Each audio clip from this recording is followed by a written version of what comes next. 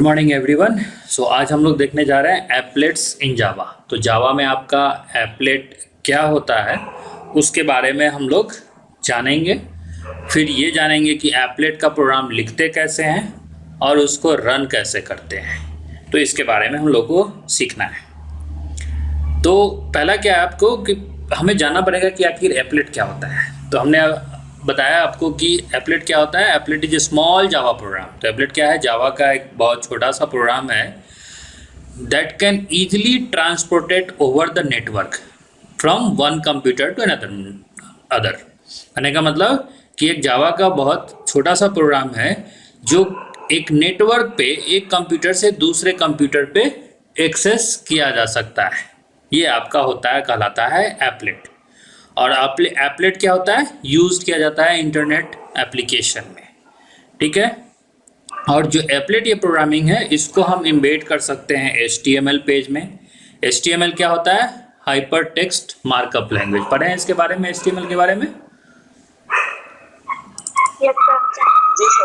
हाँ, तो थोड़ा बहुत अगर पढ़े होंगे तो आइडिया होगा कि HTML का टैग कैसे लिखते हैं, ठीक है। तो आप उसको इस एप्लेट प्रोग्राम को आप HTML में इम्बेड करने का मतलब आप उसमें डालकर आप HTML में भी आप उसको रन कर सकते हैं। And can be downloaded from server and run on the client. कहने का मतलब क्या हुआ कि हम जैसे ही इम्बेड कर देंगे HTML पेज में तो वो डाउनलोड हो जाएगा सर्वर के थ्रू किसी भी क्लाइंट के मशीन पे, और जो आपका स्पेसिफिक टास्क है आप उस टास्क को कर सकते हैं। मतलब कहने का मतलब सिंपल हो गया। हम लोग क्या करते हैं, कोई भी सॉफ्टवेयर डाउनलोड करते हैं, इंस्टॉल कर देते हैं, तो क्या होगा, हम लोग डाउनलोड किए तो वो सर्वर से डाउनलोड होता है। कहीं भी सर्वर होता है। सर्वर करने का मतलब जैसे आपका कंप्यूटर, अब हमको HTML प्रोग्राम जो रन करते हैं तो वो तो बहुत सिंपल हो जाता है।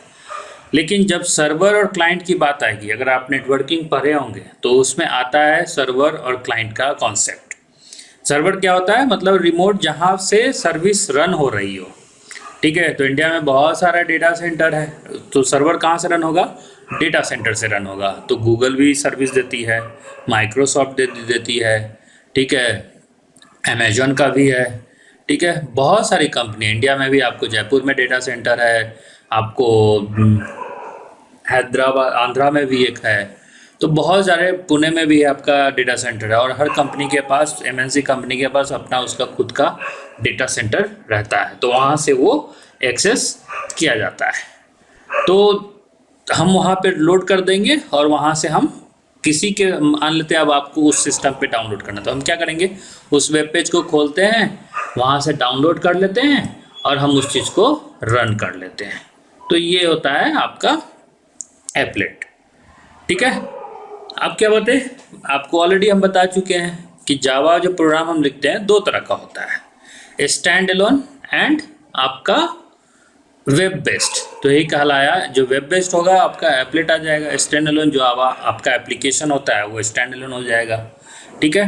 तो इसमें मतलब HTML CSS सब यूज कर सकते हैं वो, हाँ, HTML CSS सब यूज कर सकते हैं। इसमें CSS नहीं यूज होगा, CSS नहीं यूज होगा। हमको जो करना है HTML जावा में करना होगा, तो उसके लिए अलग से तो HTML सब जगह यूज होता है। किसी भी वेब बेस्ड प्रोग्रामिंग में बिना HTML सिंटेक्स यूज किए वो नहीं होगा। सिंपल सा चीज़ है। तो जावा में जो भी हम प्रोग्राम लिखते हैं वो दो तरह का होता है, एक स्टैंड एलोन, एक वेब बेस्ड। स्टैंड एलोन क्या हुआ? स्टैंड एलोन का मतलब कि हम उसी से, जैसे आप माइक्रोसॉफ्ट ऑफिस इंस्टॉल करते हैं तो क्या होगा, वो एक स्टैंड एलोन एप्लीकेशन है, वो एप्लीकेशन कहलाता है, ठीक है। और आप इंटरनेट पे कोई भी चीज़ ओपन करते हैं, ठीक है, इंटरनेट जैसे फेसबुक, तो क्या है, वो वेब बेस्ड एप्लीकेशन है। उसका मोबाइल बेस्ड भी है, तो वो स्टैंड एलोन नहीं कहलाएगा, वो वेब बेस्ड कहलाएगा, ठीक है। स्टैंड एलोन मतलब सिर्फ उसी सिस्टम पे रन करेगा, ठीक है, दूसरे उसको नेटवर्क के थ्रू हम लोग एक्सेस नहीं कर सकते। तो ये वो कहलाता है आपका स्टैंड एलोन। तो यही डिफरेंस यहाँ पे जो आपका पूछेगा कि एप्लेट और एप्लीकेशन के बीच में डिफरेंस, थोड़ा और एप्लेट के बारे में जानिएगा तो लिख सकते। एप्लीकेशन आपने देख चुके हैं कि एप्लीकेशन जो होता है स्टैंड एलोन होता है, सिर्फ उसी सिस्टम पे एग्जीक्यूट होता है, नेटवर्क पे एक्सेस नहीं किया जा सकता है, ठीक है। ये सब एप्लीकेशन में होता है। और वेब बेस्ड वेब व्यू के लिए। तो जैसे आपको स्टैंड एलोन के लिए हमने आपको क्या बताया कि हमने प्रोग्राम लिखा, ठीक है।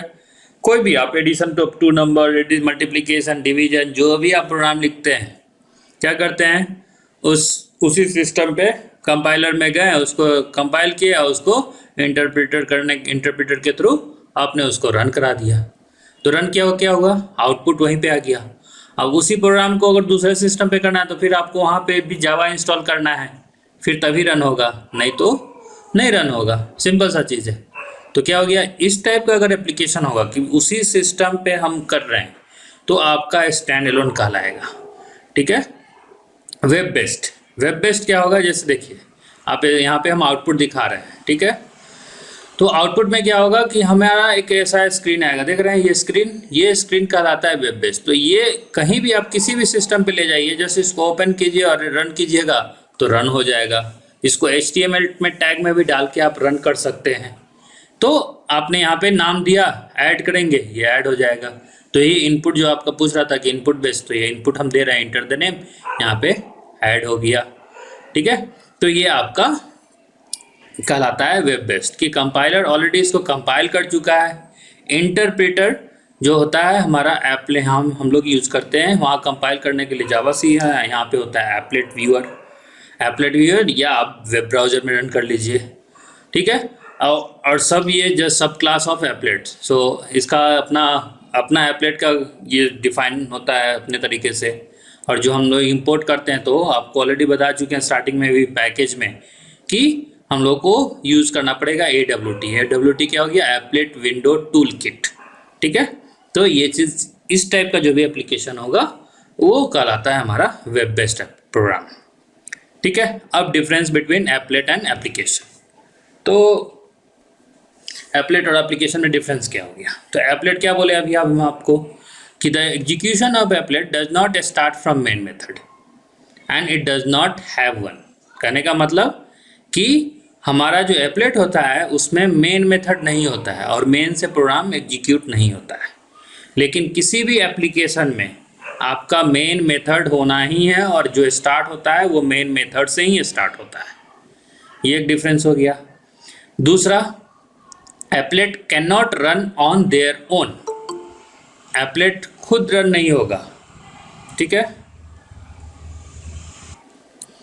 ठीक है। तो applet can not run their own, applet खुद रन नहीं हो सकता है। मतलब उसको या तो आपको एग्जीक्यूट कराने के लिए उसको आपको इम्बेड करना पड़ेगा वेब प्रोजेक्ट में, वेब पेज में, तो जाके आपको रन होता है। उसके बाद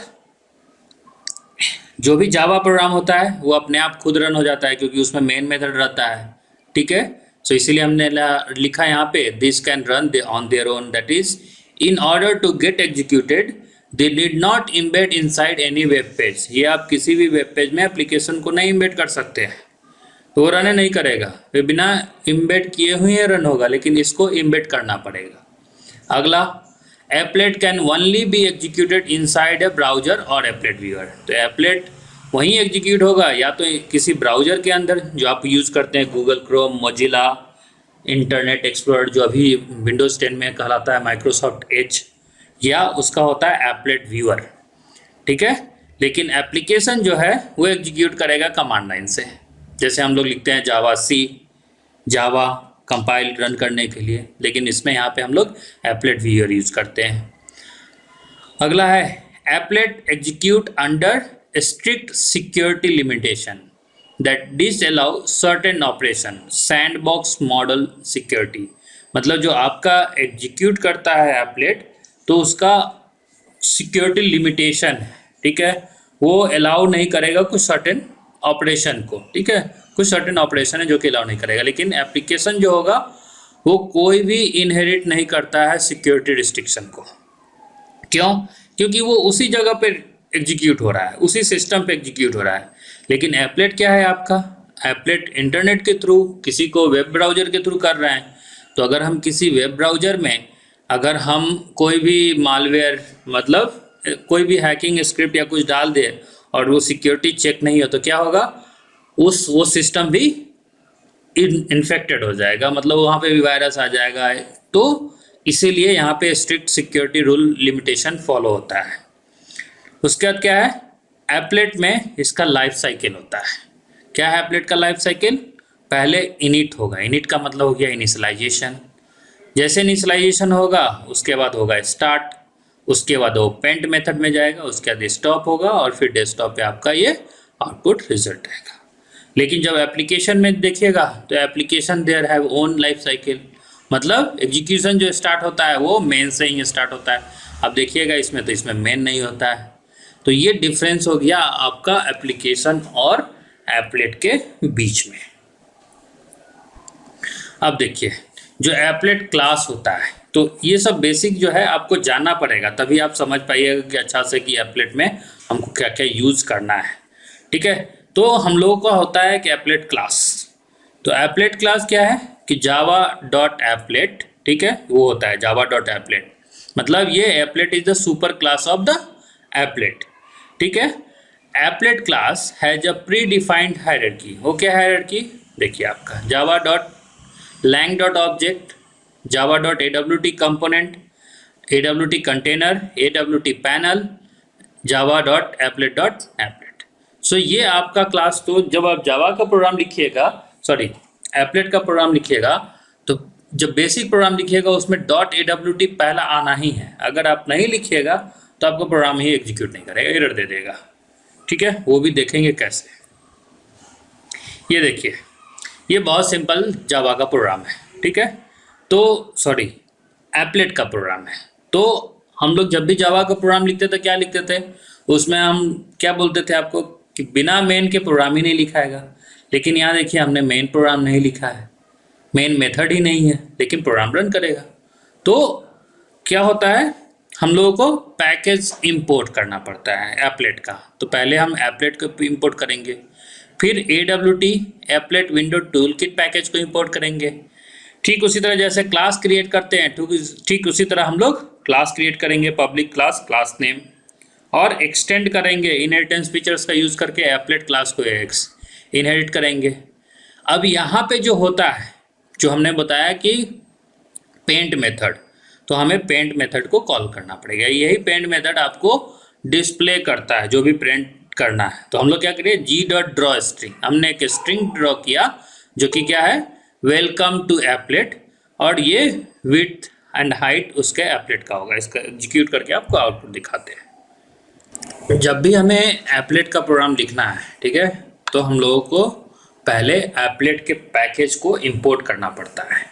तो क्या पैकेज को आपको पता है कैसे करना है, इंपोर्ट जावा डॉट आपका होता है, देखिए जैसे डॉट दीजिएगा आपको आगे ही आ जाएगा।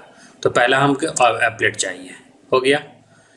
दूसरा क्या चाहिए, एप्लेट विंडो टूलकिट, मतलब ग्राफिक्स के लिए आपको AWT यूज़ करना है। तो ठीक उसी तरह इंपोर्ट स्पेस, आप कंट्रोल स्पेस दीजिएगा ना तो ऑटोमेटिकली यहाँ पे बहुत सारा ऐसे दे देगा। तो पहला आपको जावा लिखना है, जावा डॉट, जैसे डॉट दीजिएगा आपको इतना सारा बहुत चीज़ आ जाएगा। तो हमको अगला करना है AWT, हमने AWT पैकेज क्रिएट कर दिया। अब हम क्या बोले कि आपको एक क्लास क्रिएट करना है, तो हम क्रिएट करेंगे पब्लिक, आपका क्लास नेम क्या होगा, पहले आप क्लास दे दीजिए, फिर क्लास नेम क्या, हम जावा माई एप्लेट लिखे, आप माई एप्लेट लिख दीजिए, एप्लेट। ठीक है, आपको क्या करना है, इनहेरिट करना है एप्लेट क्लास को। तो एक्सटेंड करेंगे, क्या करना है, एप्लेट क्लास को इनहेरिट किए। ठीक है, ओपनिंग क्लोजिंग ब्रेस आ गया। ठीक है, सॉरी यहाँ पे एक्सटेंड्स होगा ना। ठीक है, अब इसके अंदर जो भी हो, जब भी होगा आपका, जब भी एप्लेट का प्रोग्राम होगा, तो हम लोग यहाँ पे मेन मेथड कभी नहीं लिखेंगे। मेन मेथड लिखिएगा तो ये एप्लेट प्रोग्राम नहीं होगा। ठीक है, तो यहाँ पे होता है पेंट मेथड, कुछ भी अगर डिस्प्ले करना है तो उसके लिए पेंट मेथड यूज किया जाता है। तो हम लोग पेंट मेथड को कॉल करेंगे, पब्लिक वॉइड पेंट। ठीक है, इसके अंदर जो पैरामीटर पास होता है वो ग्राफिक्स। तो ग्राफिक्स देखिए, तो क्या लिखा है यहाँ पे, देखिए ग्राफिक्स जावा डॉट AWT, मतलब ग्राफिक्स जो है ये आपका AWT के पैकेज में डिफाइंड है। तो हम लोग लिखेंगे ग्राफिक्स और आपको कोई भी एक वेरिएबल यूज़ कर लीजिए। ठीक है, उसके बाद इसके लिए ओपनिंग क्लोजिंग दीजिए। तो अब क्या करना है, यहाँ पे आपको क्या करना है, हमको स्ट्रिंग ड्रॉ करना है। तो क्या होगा, आप जो रेफरेंस पैरामीटर दिए थे वो डॉट, आपको क्या करना है, देखिए बहुत सारा अपने आप आ जाएगा। तो हमको करना है ड्रॉ। आप जैसे ड्रॉ कीजिएगा, ड्रॉ चार्ट, ड्रॉ इमेज, बहुत सारा, ये सारा चीज़ आपको इसी में आएगा। तो हमको फिलहाल अभी ड्रॉ स्ट्रिंग करना है। तो ड्रॉ, देखिए अपने आप आ गया ड्रॉ स्ट्रिंग, ठीक है। तो हमने ड्रॉ स्ट्रिंग कर दिया, ठीक है। अब इसके अंदर देखिए जैसे इंटर कीजिएगा तो क्या लिखा, आइट्रेशन x, y। तो x एक्सिस y एक्सिस का आपको देना है। तो हम यहाँ पे हमको प्रिंट करना है माई एप्लेट या कुछ भी जो प्रिंट करना है, तो उसको इन्वर्टेड कॉमा पे आप लिखेंगे। तो हम लिखेंगे welcome to my first applet, ठीक है। और x, तो x का कुछ दे देंगे वैल्यू, आप जो दीजिए 10 और हम यहाँ दे देंगे 50, ठीक है। ये हो गया। अब इसको सेव कर दिए। अब रन मेथड यहाँ भी यूज़ होगा, आपको रन यहाँ पे यूज़ करेंगे। तो आप जैसे रन कीजिएगा, देखिए क्या होता है। क्या हुआ, यहाँ पे एक ये ओपन हो गया, देखिए यहाँ पे आउटपुट नहीं आएगा, आपका आउटपुट ऐसे आएगा। तो ये आपका एप्लेट हो गया। हमने क्या किया है, ड्रॉ, हमने ड्रॉ किया है welcome to my first applet. हमारा welcome to my first applet आ गया। तो हमने एक्स एक्सिस, प्रोग्राम को एग्जीक्यूट कीजिए, ठीक है। रन फिर से करना है। तो रन हुआ, वहीं से आया, देखिए। तो एक्स एक्सिस पर दिखाई नहीं रहा है, क्योंकि हम आपको क्या बोले हैं कि जो भी ओरिजिन होता है लेफ्ट, टॉप लेफ्ट से स्टार्ट होता है। तो ओरिजिन यहाँ से है, तो इससे 200 का डिस्टेंस कहाँ जाएगा, ठीक है। देखिए यहाँ पे भाग गया ना, यहाँ से यहाँ तक। और वाई एक्सिस ऊपर से 50, तो 50 छोड़ के आपका आउटपुट आ गया। तो ये आपका एप्लेट का पहला प्रोग्राम है, और इस तरीके से ही आपको एप्लेट का प्रोग्राम आपको एग्जीक्यूट करना है। अगर आप कम रन करके करेंगे तो हाँ आपको देखना पड़ेगा एप्लेट व्यूअर करके। तो यहाँ पे देखिएगा एप्लेट में, देखिए बहुत सारा स्टार्ट, स्टॉप, रीलोड सब मेथड यहाँ पे आता है। तो ये ऑटोमेटिकली ये सब डिफाइन हो गया आपके एप्लेट में, ठीक है। तो यही आपका प्रोग्राम था, ये आपका जैसे आउटपुट आ गया था, ठीक है। अब है आप बात की एप्लेट लाइफ साइकिल की। तो एप्लेट का लाइफ साइकिल क्या होता है, तो आपको अच्छी तरह से पता है। लाइफ साइकिल का मतलब क्या हो गया कि किसी का भी स्टार्टिंग टू एंडिंग तक का, ठीक है। तो एन एप्लेट में move from one state to another state depending upon a set of default behaviours inherited in the form of methods from applet class. तो कहने का मतलब क्या हुआ कि एप्लेट जो है वो एक स्टेट से दूसरे स्टेट में मूव करेगा, ठीक है। डिपेंड किस पे करेगा, डिपेंड करेगा उसके सेट ऑफ डिफॉल्ट बिहेवियर्स। सो उसका जो गुण हमने डिफाइन किया है, जो इनहेरिट हुआ है एप्लेट क्लास से, वो उस पर डिपेंड करता है। तो एप्लेट लाइफ साइकिल का कौन कौन सा स्टेट होता है, तो जो एप्लेट लाइफ साइकिल का स्टेट होता है बॉर्न, रनिंग, आइडल, डेड। तो आपको याद है हम लोगों ने पिछली बार ट्रेडिंग में पढ़े थे ना, ट्रेडिंग में भी लाइफ साइकिल देखे थे, न्यू, ठीक है। उसी तरह यहाँ पे भी आपका होता है एप्लेट में आपका लाइफ साइकिल। तो बॉर्न, रनिंग, आइडल, डेड।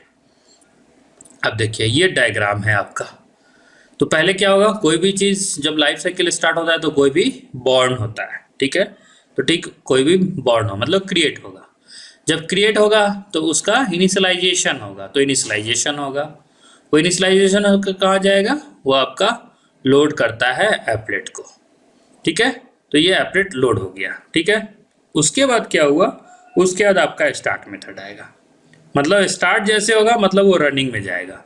जब रनिंग में होगा मतलब वो क्या प्रिंट करना है उस चीज़ को वो डिस्प्ले करेगा। तो स्टार्ट कंटिन्यू रहेगा। अगर आइडल स्टेट आ गया मतलब आपको अगर उसको स्टॉप करना है या आप उस चीज़ को वेट करना चाहते हैं तो वो आइडल स्टेट में रहेगा। और जैसे ये डिस्प्ले हो गया और जैसे आप स्टॉप कीजिएगा उसका लाइफ साइकिल डिस्ट्रॉय हो जाएगा, तो वो हो जाएगा डेड। तो ये आपका एक स्टेट डायग्राम है आपके एप्लेट लाइफ साइकिल का।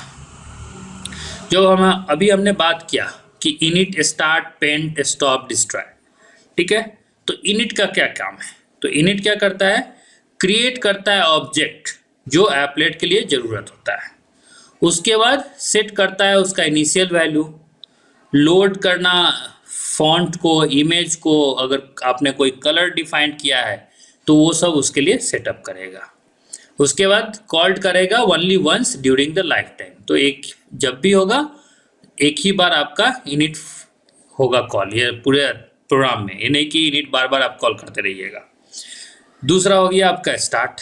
स्टार्ट में क्या करेंगे, तो स्टार्ट में क्या करेगा, move to this phase automatically after the initial state. So आपका जो इनिशियल स्टेट है इनिट, उस स्टेट से मूव करेगा अगले फेज में अपने आप, ऑटोमेटिकली ये मूव कर जाएगा। तो क्या होगा, इफ एप्लेट इज स्टॉप्ड, या क्या होगा अगर एप्लेट स्टॉप हो गया या आइडल स्टेट में है तो क्या करेगा, स्टार्ट मेथड कॉल करेगा उसको रनिंग स्टेट में लाने के लिए। मतलब हम रुके हुए हैं, मतलब रन हो रहा है तो ठीक है, अगर रन नहीं हो रहा तो क्या करेंगे, हम उसको स्टार्ट करेंगे, ठीक है, कि तुम रन करो, तो वो उसको स्टार्ट, उसको फोर्स करेगा कि तुम स्टार्ट हो जाओ रनिंग स्टेट के लिए। अब उसके बाद होता है पेंट। जब वो स्टार्ट हो गया तो करना क्या है, तो पेंट मेथड डिसाइड करेगा। तो method is called each time to draw and redraw the output of an applet.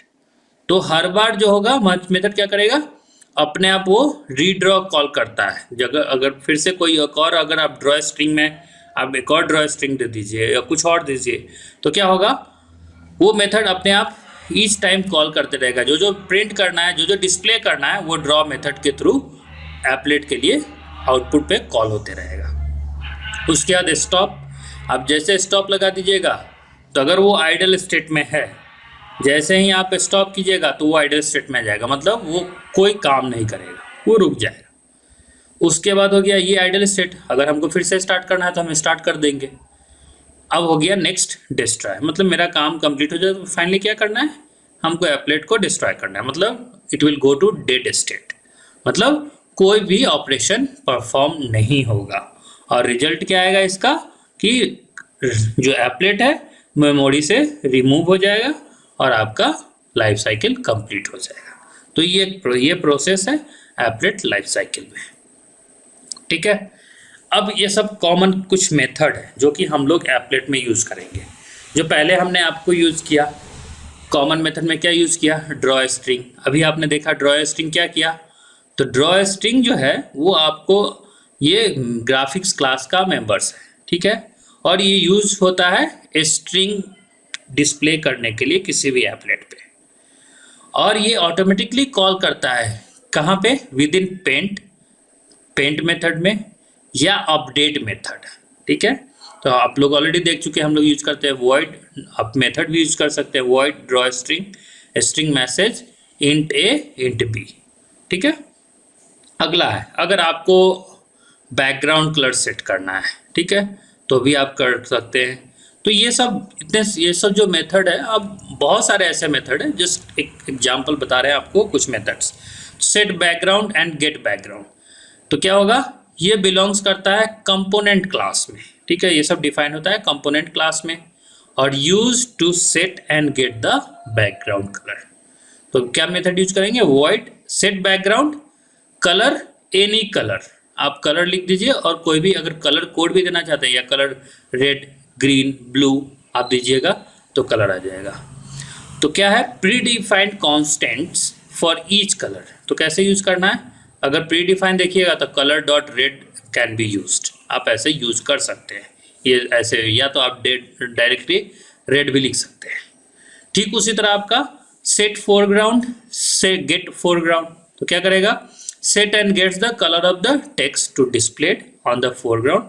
मतलब क्या हो गया, ऊपर में, बैकग्राउंड से ऊपर में जो आपका कलर सेट करना है, ठीक है। तो ये आप जो ये स्क्रीन देख रहे हैं, बैकग्राउंड में क्या है आपका वाइट कलर है, लेकिन उसके ऊपर में फोरग्राउंड में क्या है, ये ब्लैक कलर का टेक्स्ट हम लिखे हैं। तो अगर आपको इस टाइप से सेट करना है तो आपको set foreground and set get foreground करना पड़ेगा, और इसका मेथड ठीक उसी तरह है, सेट फोरग्राउंड।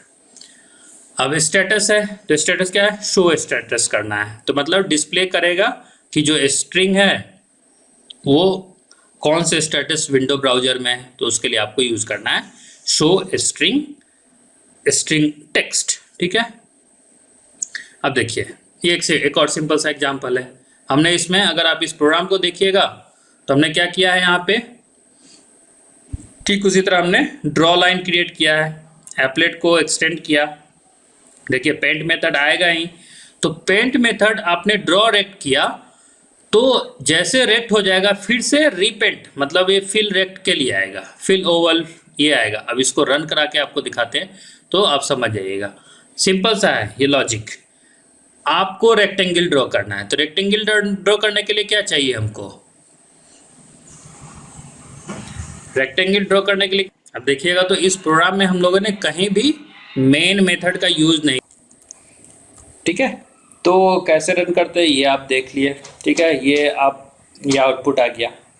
अब आपका क्या है कि आपको ऐसा प्रोग्राम लिखना है, हमको कैसे आएगा।